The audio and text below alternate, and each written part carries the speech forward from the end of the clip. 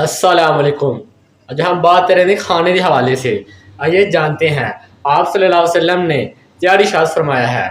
میرے اور آسط پیارے نبی اور اللہ کے محبوب حضرت محمد مصطفیٰ صلی اللہ علیہ وسلم نے فرمایا، ایک آدمی کا کھانا 2 آدمیوں کے لیے کافی ہے، اور 2 آدمیوں کا کھانا 4 آدمیوں کے لیے کافی ہے، اور 4 آدمیوں کا کھانا